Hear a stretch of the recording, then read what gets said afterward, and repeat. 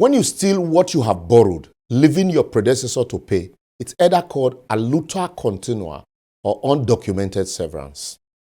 Finance Minister Zainab Ahmed on Wednesday last week announced that Nigeria has received $800 million from the World Bank to share to 50 million Nigerians as palliative before petrol subsidies are removed in June. She said this year alone, they have budgeted 3.36 trillion naira for petrol subsidy until mid-2023. This is as Sunday Dare, Minister for Sports, said 21 billion naira will be needed to renovate the National Stadium in Lagos. And then, wait for the big one. Aviation Minister Hadi Sirika announced that he had commissioned 10 firefighting trucks for the airport at the cost of 12 billion naira. That's 1.2 billion for one truck. I don't know whether to cry or laugh. No wonder both young and old Nigerians are leaving the country in droves because certainly they will feel there's nothing left for them. But the one went off me for all of them.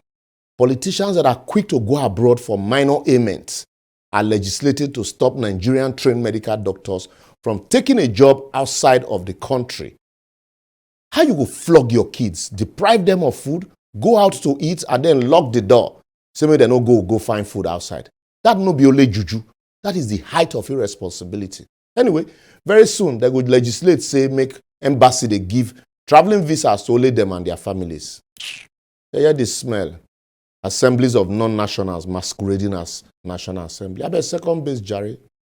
In 2014, during the 2015 general election campaign, Buhari, in one of these numerous interviews, was quoted to have said, "There's nothing like petroleum subsidy in Nigeria.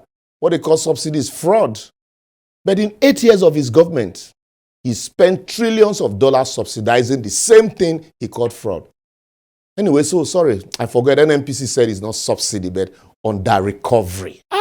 Ebo, using big grammar to cover ineptitude and fraud. Now, according to them, they have received $800 million from the World Bank to share to 50 million Nigerians as palliative after removing fuel subsidy in June. But please permit me to ask stupid questions.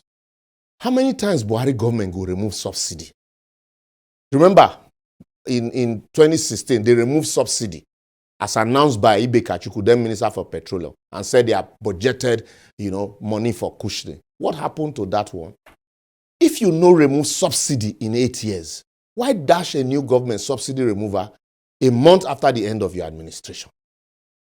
How did they determine those poor citizens? Because despite the poverty all around me as a community leader, I've never seen any beneficiary of these social investment interventions. If you are stopping borrowing for consumption, why borrow to share for consumption? Even if that is the condition for the money, won't you reject it? All the money they showed us, the Vice President, Professor Yomi Oshibanjo, was sharing in various markets during election. How has it eradicated poverty? Another one is in a country that is the poverty capital of the world with more than 133 million Nigerians living below poverty line. How did they conduct the registration to arrive at 50 million people as beneficiaries? How much will each person get that will actually cushion the impact of subsidy removal? The question plenty, just add your own.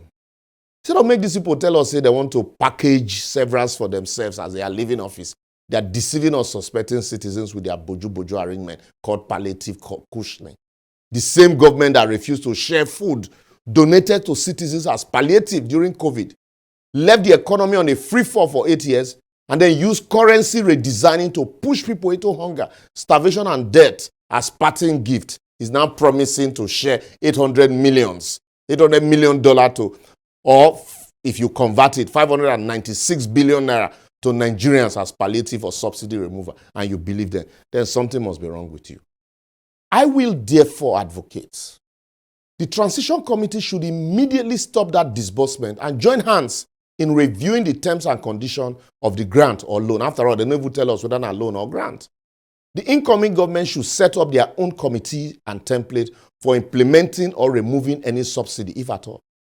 They should refuse to be browbeated into it by the government that was so much in a hurry to push that redesigning down our throat despite the hardship.